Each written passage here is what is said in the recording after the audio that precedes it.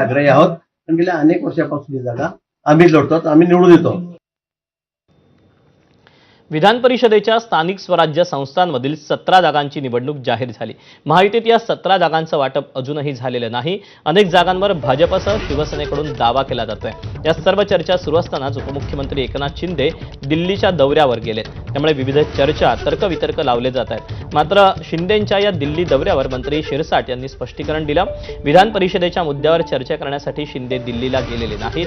विधान परिषदेचा मुद्दा दिल्लीत नाही तर राज्यातील तिन्ही नेते मिळवून सोडवणार असल्याचं शिरसाट म्हणाले.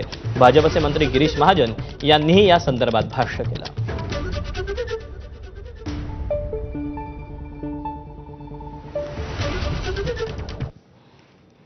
आगामी विधान परिषदेच्या ज्या निवडणुका होणार आहेत त्यामध्ये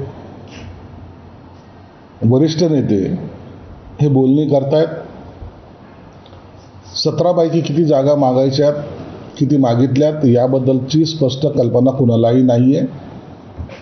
आम्ही 7 जागे मागितल्यात, राष्ट्रवादीने किती मागितल्यात, भाजपने किती मागितल्यात, ह्या सर्व चर्चा आहे.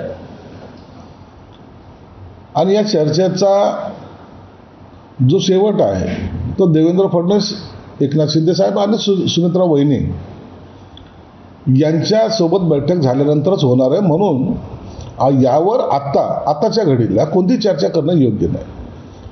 एकनाथ शिंदे साहेब दिल्लीला गेलेत तर या चर्चेसाठी गेलेत अशी जी काही बातम्या चालू आहेत त्या बातम्यामध्ये काही तथ्य नाही. शिंदे साहेब ह्या विभागाच्या काही महत्त्वाच्या कामासाठी गेलेले आहेत. गेल्या आठवड्यात गेले होते आणि आताही गेले होते.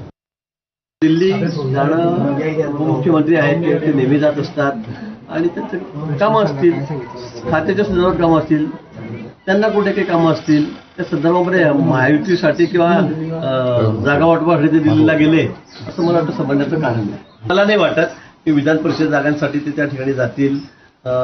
इथेच माननीय मुख्यमंत्री महोदय आणि ते दोन्ही उपमुख्यमंत्री समन्वयाने हा विषय सोडवतील. पंतप्रधान मोदींच्या नेतृत्वातील एनडीए सरकारच्या भवितव्याबाबत राहुल गांधींनी एक मोठा दावा केला.